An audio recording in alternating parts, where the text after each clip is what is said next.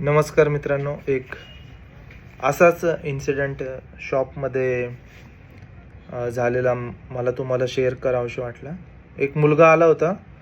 Just त्याने gym join केली होती. सोबत त्याची आई होती, वडील होते आणि आजी आजोबा पण होते.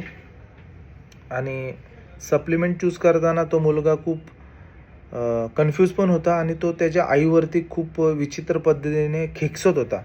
असं ओरडत होता की तुला कळत नाही का, तुला कळत नाही का, हे मला हे नको आहे, मला ते नको आहे. कारण की तो कदाचित कुठल्या इन्फ्लुएन्सरला बघून आला असेल आणि ते इन्फ्लुएन्सरने सांगितलेलं प्रोटीन महाग महाग होतं आणि आईवडिलांना ते परवडत नव्हतं. पण तरी पण आईवडील बजेटमध्ये जे बसेल ते घ्यायला रेडी होते आणि स्पेशली आई तर रेडी होती. पण तो मुलगा खूप विचित्र पद्धतीने खेकसत होता. मला अशा यंगस्टर लोकांना सांगायचं आहे, मित्रांनो, जर तुमच्याकडे पैसे नसतील तर तुम्ही प्रोटीन घेऊ नका. तुम्ही घरातलं जे डाएट आहे, अंडी खावा, तुम्ही नॉर्मल डाएट करा, तरी पण तुमची बॉडी होईल. पण असं आईवरती आणि तुमच्या वडिलांच्या मागे नका लागू. जर तुम्हाला सप्लिमेंट घ्यायचं आहे, तुम्ही चांगलं कुठेतरी काम करा आणि मग त्यातनं तुम्ही सप्लिमेंट घ्या.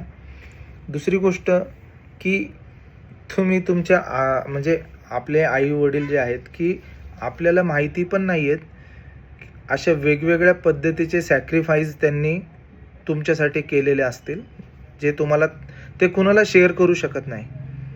असे खूप काही सॅक्रिफाईस आपल्या आई-वडिलांनी त्यांच्या मुलांसाठी केलेले असतात, त्यांना वाढवण्यासाठी, त्यांना मोठं करण्यासाठी. तर कृपा करून तुम्ही तुमच्या आई-वडिलांना असं तरी बोलू नका. कारण की आपल्या भारतामध्ये किंवा अख्ख्या जगामध्ये अशी लाखो मुलं आहेत की ज्यांनी आईवडिलांना बघितलेलं पण नाही आहे. आईवडिलांचं त्यांना प्रेम पण भेटत नाही आहे. आणि जर तुम्हाला भेटते तर त्याची थोडी जाणीव ठेवा आणि त्यांचा रिस्पेक्ट करा आणि त्यांना प्रेम द्या. आणि तुम्ही लक्षात घ्या की